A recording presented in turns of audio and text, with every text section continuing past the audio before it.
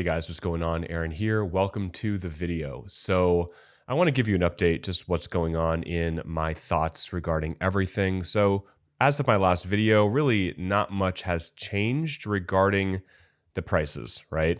Today or yesterday when you're watching this, kind of an up and down day, right? For the week, obviously we are still down, but there are some things I want to talk about. The first right here, we can see Nvidia doing very, very well. And this does affect, I believe, crypto. Nvidia went up a ton and is even higher after hours. So we're seeing around 5% higher. There's just a lot of crossover with how people think about crypto and AI. Obviously, they are different, but people somewhat put them in the same category. So Nvidia doing very well, I think, is good for Bitcoin.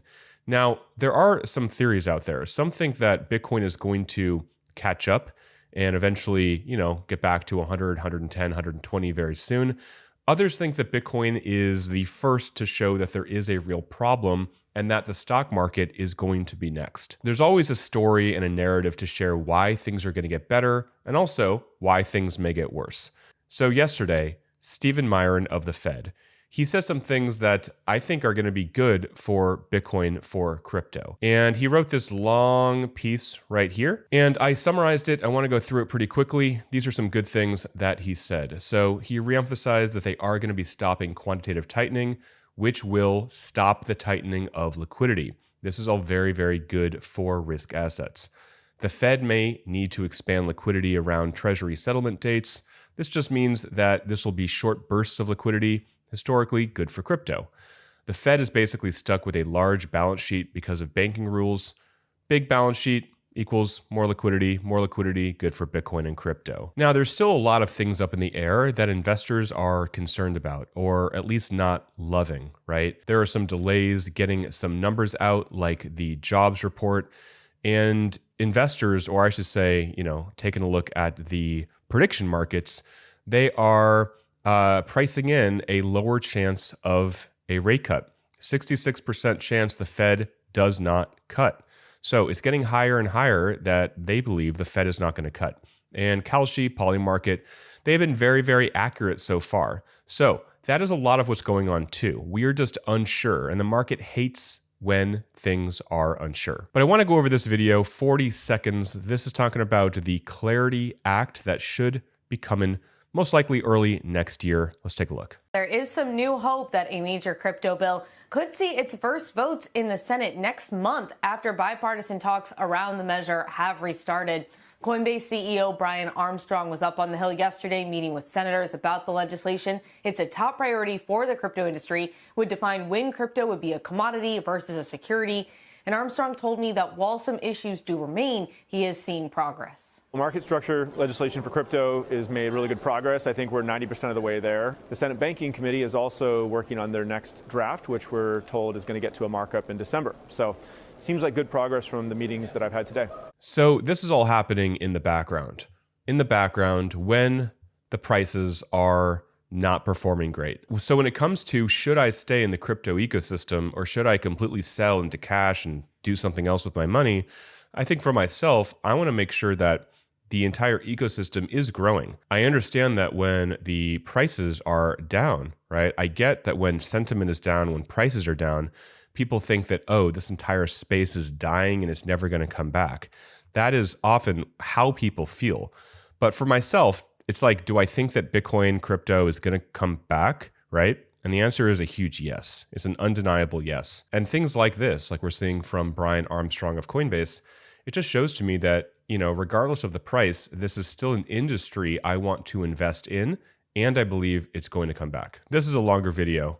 It's going over the fact that Abu Dhabi has 3x to their Bitcoin position not too long ago. Let me just play a few clips. You can see that they've more than tripled their position right in the weeks and months up to the sell-off.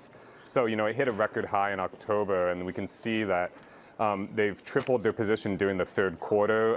They disclosed a position at the end of September that was worth around $520 million. All right, so $520 million for Abu Dhabi, right? And we're going to see more and more countries add this. So it's really a matter of do you think this is a trend that is stopped and it's going to end forever? Do you think that Fidelity, JP Morgan, Chase, SoFi, all these banks are going to start to take away crypto services? Do you think they're going to stop being invested into crypto, into blockchain tech, right? Into real world assets, this entire space? Or do you think it's still happening, but we are just seeing a pullback in price, but not in the industry as a whole? And I just want to make that case. And this is just a part of that case, right? A massive country has over $500 million in Bitcoin. I thought this was funny. It says the dump to 92K is exactly why I didn't buy Bitcoin at 4,000 in 2020. I told people back then it was a bubble, but they didn't listen, right? And we're seeing a lot of these people come out of the woodwork. I'm seeing a lot of people on Twitter, on different social media sites be like, well, I told you it's a scam, right? It dropped to 92, it dropped to 89. And these were the same people that have been saying Bitcoin is a scam back when it was $4,000 and even less back in 2020. So just be very careful who you listen to and be very careful what infects your mind, right? What you think is real here. Right here, this is a chart saying that 80% of global central banks are currently in an easing mode, which again would be good for crypto and risk assets. And finally here, if you just zoom out far enough, you can see that Bitcoin is the best performing asset of the last decade. So it's very easy to just focus in on 1 month, 2 months, or even 1 year. And I get it, because my guess is a lot of you watching, maybe half, I'm not quite sure, you got into Bitcoin, you got into crypto maybe in the last 12 months. And this year has not panned out to be what anybody expected. But if you just zoom out, you don't have to go all the way to 10 years, but even at a 4-year zoom out period, it's just a heck of a lot better, right? It's very easy to get locked into these tiny little slivers of what's going on. So I'll end the video there. This is not a video I'm going to go super deep into technicals, taking a look at different patterns or trading and all that kind of stuff, maybe in a future video. But I think right now, a lot of people, drawing lines on the chart, it's just not that relevant at the moment because we're seeing stronger forces play. Essentially, we are seeing just a lot of selling still from big account holders, but we have not dipped super duper far for Bitcoin. We're around 30%, right? And again, we are still seeing a broad market sell-off for the entire space. We saw a good day today for the NASDAQ and the S&P. That was quite literally carried by Nvidia, up around 2.85% today. But otherwise, the S&P is still down quite a bit from the all-time high. The S&P is down, around 4 or 5% or so. But drops like this for the S&P and drops like this for Bitcoin are not uncommon and are actually very common. They happen all the time. So I am still long-term bullish, but again, short-term, it's anybody's guess, right? You just have to be careful what you do, who you listen to, and ultimately, are you in this space because you think long-term it's still going to be here in 1, 2, 3, 4 years? Or do you think the space is dead, crypto is dead, Bitcoin is dead, prices are never going to come up high enough, right? From experience, just want to end on this note, from experience, times that I've sold and then I see the price go down, I usually don't buy in because I think the price is going to keep going lower and lower and lower. It takes a pretty darn advanced trader to unemotionally buy the dips, because for most people, they think it's just going to keep going down lower and they don't actually get back in. So if you're thinking about selling because you think it's going to dip, just realize that there's a high chance you're not going to buy when it goes down. And then in 1, 2, 3 years, when the price is way higher than it is now, you will just have less of that coin. You won't have actually added to your stack. I know this from experience and the pain of not getting back in. Back in 2022, right? Everyone thought, or 2022, 2023, everyone thought the price was going to go down to 10, to 8, right? It didn't. It stopped at around 16. A lot of people literally got out of Bitcoin when it was falling and they never got back in because they're like, all right, I'm going to buy when it goes down to 10.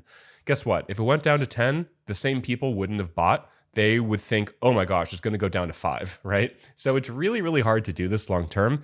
That's why the best strategy for most people is literally to either sit on your hands and dollar cost average, because trying to do the whole trading thing, not only do you get cut up a lot from taxes and from trading fees, but also just psychologically, it's just not good and it's not meant for everybody. So I'll end the video there, guys. I hope you guys are doing as well as possible and the rest of your life is maybe doing better than your portfolio.